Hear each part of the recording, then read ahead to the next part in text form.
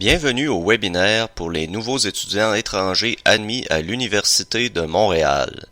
Cette présentation s'adresse aux étudiants étrangers qui comptent s'inscrire à l'UDM à la prochaine session d'automne dans le cadre d'un programme d'échange bilatéral de premier, deuxième ou troisième cycle.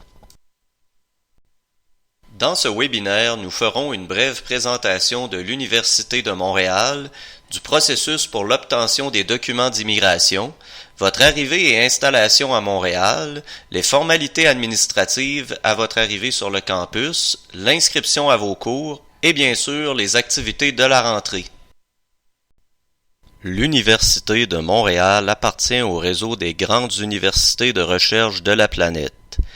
Elle forme avec ses écoles affiliées, HEC et Polytechnique Montréal, le premier pôle d'enseignement supérieur du Québec.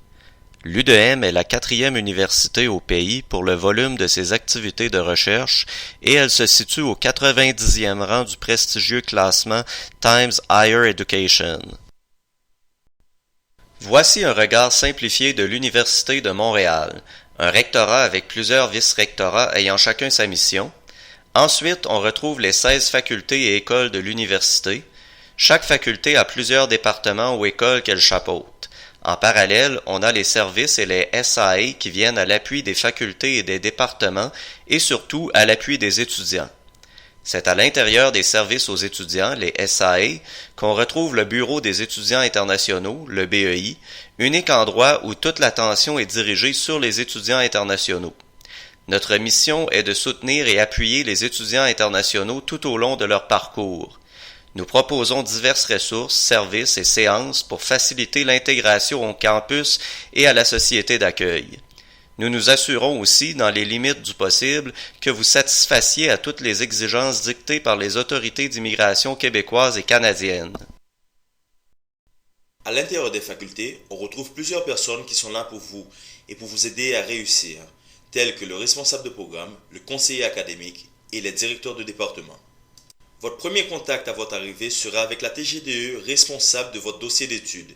Cette personne peut s'assurer avec vous que votre choix de cours est bien effectué et que vous respectez la structure de votre programme. Ensuite, vous avez le directeur du département.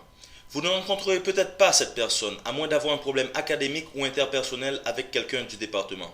Si vous avez besoin de rencontrer le directeur du département, il est toujours préférable de prendre rendez-vous. Le responsable de programme est la personne qui peut approuver des changements à votre parcours. Si vous avez des études antérieures que vous souhaitez faire valider, vous pouvez prendre rendez-vous avec lui pour en discuter. Sa porte est toujours ouverte.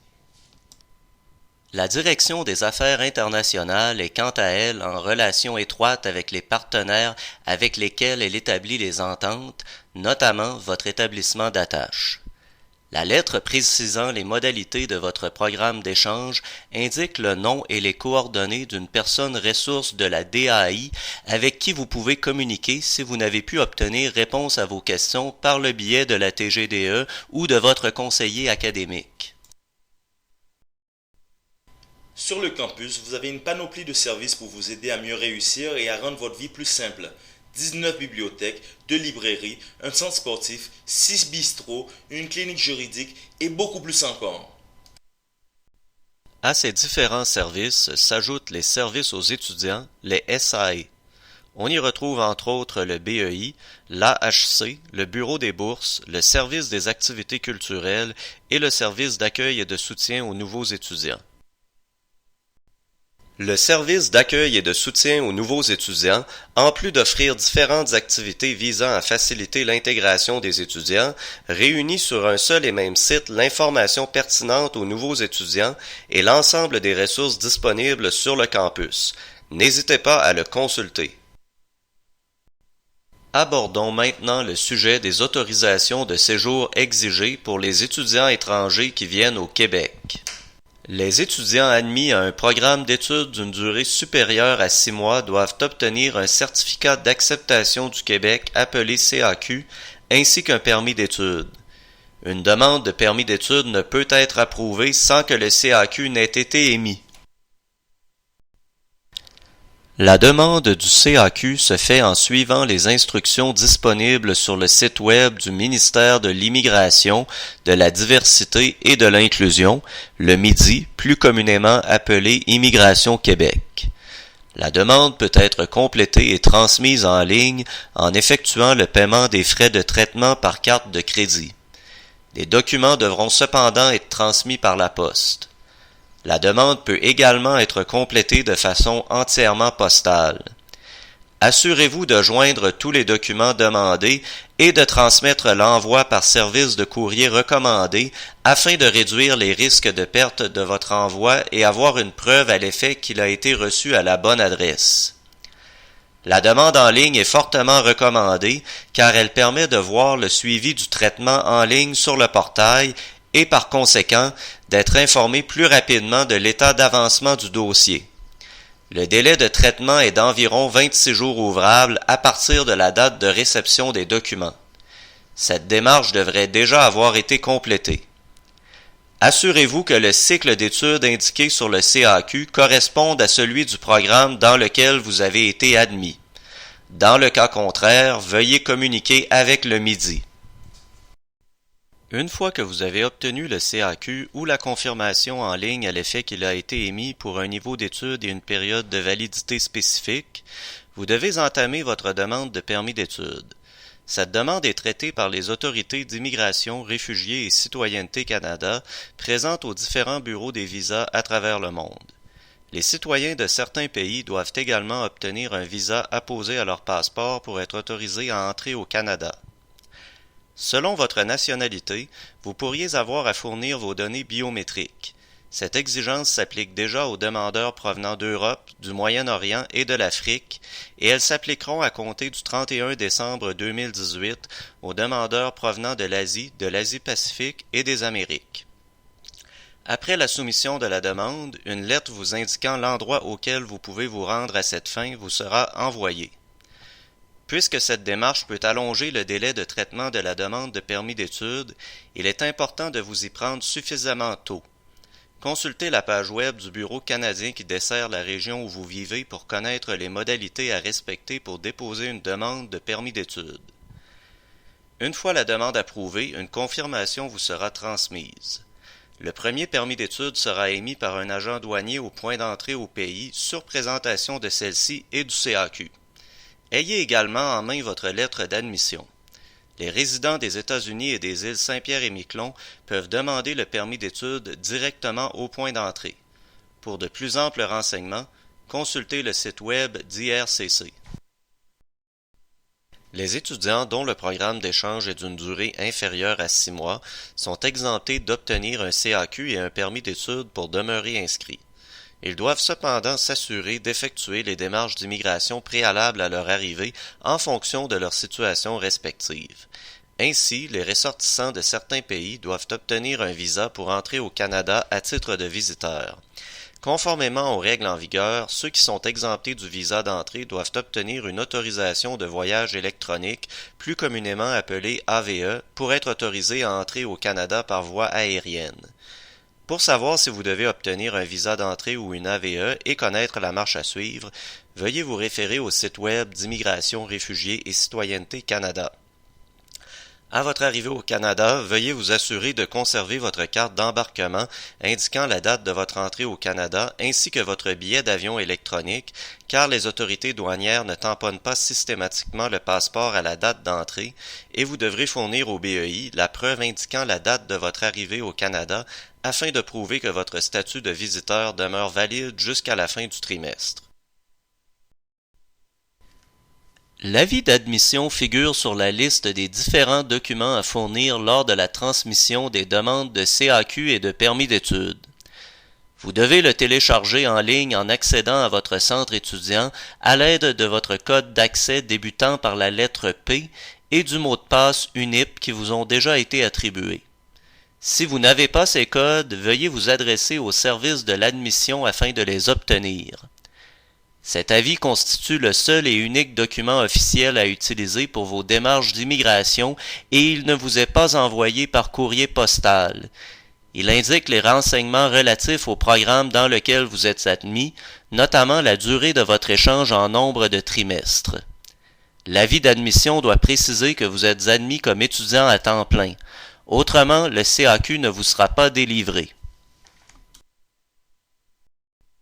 Les étudiants admis en programme d'échange qui doivent demander un CAQ et un permis d'études devront démontrer qu'ils détiennent les capacités financières à assumer leurs frais d'installation et de subsistance pendant leur séjour au Canada. Les renseignements sont respectivement disponibles sur les sites web d'Immigration Québec et d'Immigration Réfugiés et Citoyenneté Canada. Les étudiants qui réalisent un stage dans le cadre de leur programme d'échange doivent obtenir un permis de travail car leur stage est considéré comme un travail et ce, qu'il soit ou non rémunéré. Ainsi, l'étudiant qui réalise un stage dans le cadre d'un programme d'échange de durée inférieure à 6 mois, bien qu'il soit exempté du CAQ et du permis d'études, devra faire les démarches nécessaires pour obtenir le permis de travail l'autorisant à réaliser son stage. Il n'est pas recommandé de vous présenter au Canada sans que votre CAQ ait été émis et sans avoir obtenu la confirmation à l'effet que votre demande de permis d'études ait été approuvée. Les délais sont très variables d'un bureau des visas à l'autre. Votre admission ou votre citoyenneté n'est pas une permission automatique d'entrer au Canada. Vous devez y entrer sous le statut qui corresponde à vos intentions quant à vos activités sur le territoire. Vous devez respecter les conditions établies par les règles québécoises et canadiennes. Ne pas s'y conformer peut avoir des conséquences pouvant aller jusqu'au renvoi. Il n'est pas dans l'intérêt d'un étudiant de débuter ses cours avec plus d'une semaine de retard. Un étudiant qui commence son premier trimestre avec un si grand retard peut avoir de grandes difficultés à remonter la pente et risque de se retrouver en situation d'échec. Par ailleurs, les places disponibles dans les cours se font plus rares à ce moment-là, donc il devient difficile de s'inscrire à temps plein. Veuillez vous référer au calendrier des études de votre faculté pour connaître la date limite pour s'inscrire à un cours. Pour plus de précision, veuillez communiquer avec votre département. Si la demande de permis d'études n'est pas approuvée à temps, il est préférable de déposer une demande d'admission au trimestre suivant. Enfin, il n'est pas recommandé d'arriver plus d'un mois avant le début des cours afin d'éviter d'être trop longtemps au Canada sans étudier pendant un trimestre. Une fois que vous avez passé les formalités d'immigration et de douane et que vous devez vous rendre à votre lieu d'hébergement, sachez qu'il existe différentes options disponibles à partir de l'aéroport de Montréal. À partir de l'aéroport, prévoyez entre 40 et 50 $ pour vous rendre proche de l'université ou au centre-ville. Dans la zone des arrivées internationales, il y a un bureau de change où vous pourrez obtenir quelques dollars pour vos premières dépenses. Pour ceux qui préfèrent une option plus économique, la Société de transport de Montréal offre un service de bus qui vous mène directement de l'aéroport à la station de métro Berry-UQAM en effectuant d'autres arrêts au centre-ville d'où vous pourrez prendre le métro ou un autobus pour vous rendre à votre lieu d'hébergement. Le tarif spécial d'utilisation de la navette 747 est de 10 $ payable en argent comptant. Lors de l'embarquement, assurez-vous d'avoir en main le montant exact en pièces de monnaie car les billets ne sont pas acceptés et la monnaie n'est pas rendue. Ce tarif offre également un laissez-passer valide 24 heures sur tout le réseau bus et métro de la STM. Ce service est offert 24 heures par jour, 7 jours sur 7. Si vous n'avez pas déjà trouvé un logement avant votre départ, vous devez prévoir un hébergement temporaire à votre arrivée. Il est toujours préférable de réserver la première nuit d'avance, surtout pour ceux qui arriveront en soirée. Les étudiants de l'UDM ont accès au service du bureau du logement hors campus qui offre des conseils pour trouver l'appartement qui vous convient le mieux.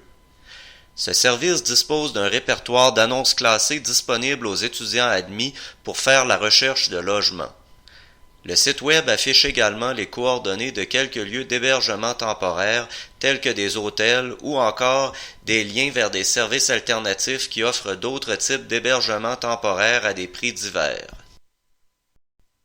Les résidences universitaires sur le campus disposent d'un nombre limité de studios offerts aux étudiants admis à l'Université de Montréal. Si vous avez fait une réservation et qu'une chambre vous a été octroyée, vous pourrez vous rendre directement à l'accueil du service des résidences pendant les heures d'ouverture afin de prendre possession de vos clés.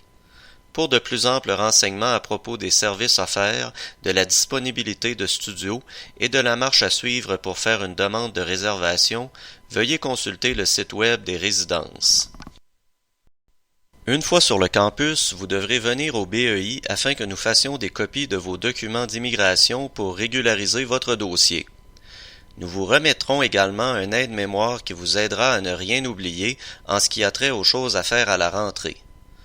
Vous devrez ensuite assister à une séance d'information offerte par notre bureau. L'horaire sera disponible en ligne, d'où vous pourrez également télécharger l'application U2M Rentrée qui vous permettra d'accéder de façon plus rapide à toutes les informations relatives aux activités de la rentrée. Une fois sur le campus, vous devrez nous fournir une copie de vos documents d'immigration valides au plus tard le premier jour du second mois du trimestre, sans quoi votre inscription sera annulée de façon définitive après cette date d'échéance. Attention, ne vous procurez pas une assurance médicale pour votre séjour à Montréal. Les étudiants étrangers inscrits en programme d'échange à l'UDM sont automatiquement et obligatoirement facturés pour une assurance médicale qui les couvre pour toute la durée du trimestre d'inscription, soit du 15 août au 31 décembre pour une inscription au trimestre d'automne, du 15 décembre au 30 avril pour une inscription à l'hiver et, enfin, du 15 avril au 31 août pour une inscription à l'été. La facturation se fait à chaque trimestre. Une couverture d'assurance médicale par l'UDM est obligatoire pour tout étudiant étranger en vertu des règles des ministères de l'Éducation et de l'Immigration du Québec. L'adhésion à l'assurance médicale collective de l'UDM est automatique et obligatoire. Il existe cependant des situations où il est possible d'en être exempté, la plus fréquente étant l'admissibilité au régime de la Régie de l'assurance maladie du Québec, plus communément appelée RAMQ. En vertu d'ententes de réciprocité, les ressortissants de certains pays d'Europe qui contribuent au régime public d'assurance maladie dans leur pays et qui sont inscrits à temps plein dans un établissement d'enseignement au Québec peuvent être admissibles à la RAMQ. Pour ce faire, vous devez d'abord obtenir le formulaire approprié, dûment complété par les autorités de votre pays. Pensez-y avant de partir. Pour connaître le formulaire qui vous concerne, ainsi que les démarches à effectuer auprès de la RAMQ à votre arrivée, visitez notre page web dans la section Couverture médicale. L'exemption sera accordée sur présentation au BEI de l'attestation émise par la RAMQ confirmant votre période de couverture par le régime ou de la carte d'assurance maladie. Il existe d'autres situations d'exception indiquées sur notre site où il est possible d'être exempté de la couverture. Peu importe la situation justifiant l'exemption, le document requis devra nous être présenté avant la fin du premier mois du trimestre pour une annulation sans frais et nous nous réservons le droit de refuser une couverture que nous jugeons inadéquate. Une fois admis et inscrit à l'UDM, vous pourrez vous procurer votre carte étudiante qui sera notamment utile pour vous identifier sur le campus, emprunter des documents aux bibliothèques et du matériel audiovisuel, vous donner accès au centre sportif de l'UDM, profiter de divers tarifs réduits. Vous pouvez demander la carte étudiante en ligne en suivant les indications sur le site web. Vous devrez notamment compléter un formulaire et télécharger une photo. Vous n'aurez par la suite qu'à passer la récupérer au centre d'émission de la carte au moment indiqué. Vous pouvez également la demander en personne au centre d'émission de la carte pendant les plages horaires prévues à cet effet. Dans tous les cas, vous devrez d'abord avoir complété votre inscription pour demander la carte. Veuillez consulter le site web pour de plus amples renseignements. Lors de la création de votre dossier à l'UDM, une adresse courriel vous a été attribuée. L'UDM ne communiquera avec vous que par cette adresse courriel. Vous devez vous assurer d'y avoir accès et de consulter votre boîte ou de vous assurer que les courriels envoyés à cette adresse soient redirigés vers votre adresse personnelle. Vous pouvez y accéder via outlook.umontréal.ca ou via votre portail. Vous aurez besoin de votre code d'identification et de votre UNIP. Si vous ne les connaissez pas ou les avez égarés, vous devez communiquer avec le service des admissions. Dès votre arrivée, vous devez faire votre choix de cours. L'inscription n'est pas automatique. C'est à vous de compléter votre inscription en communiquant avec la TGDE de votre département ou le conseiller pédagogique qui vous a été attitré. Vous devez faire rapidement afin de maximiser vos chances d'obtenir une place dans les cours désirés et pour connaître rapidement votre horaire de cours en accédant au centre étudiant, ce qui rendra la rentrée plus facile. Votre inscription, officialisée par le choix de cours, donnera lieu à la facturation des frais d'assurance médicale sur votre centre étudiant. Bien que les étudiants en échange ne paient pas de droits de scolarité, des frais peuvent parfois être facturés pour l'utilisation de matériel pédagogique dans certains cours. La facturation apparaîtra au plus tôt environ 2 semaines avant le début du trimestre lors d'une inscription hâtive. Elle devra être payée au plus tard le 15e jour du second mois du trimestre d'inscription. Après cette date, des frais d'intérêt s'ajouteront à votre compte. Assurez-vous de vous inscrire à temps plein, c'est un règlement d'immigration. Au premier cycle, le statut temps plein correspond à une inscription à un nombre minimal de 12 crédits à un trimestre. Si vous êtes en échange au cycle supérieur, assurez-vous que l'activité siglée temps plein ait été ajoutée à votre inscription à la suite de votre choix de cours. Si vous avez des questions à ce sujet ou désirez vous en assurer, contactez votre TGDE. Une programmation diversifiée d'activités vous est proposée dans le cadre des journées d'accueil qui se tiendront les 3, 4 et 5 janvier prochains, mais en attendant d'arriver sur le campus, vous pouvez joindre le groupe U2M+1 sur Facebook pour poser toutes vos questions à l'équipe d'ambassadeurs étudiants et vous pouvez également être jumelé à un parrain ou une marraine avec le programme Passerelle. Les liens vous seront envoyés après le webinaire. En terminant, nos bureaux sont ouverts du lundi au jeudi entre 8h30 et 16h30, ainsi que les vendredis entre 13h et 16h30. Pour la période des fêtes, nos bureaux fermeront le vendredi 21 décembre à compter de midi et rouvriront le jeudi 3 janvier dès 8h30. N'hésitez pas à venir nous rencontrer.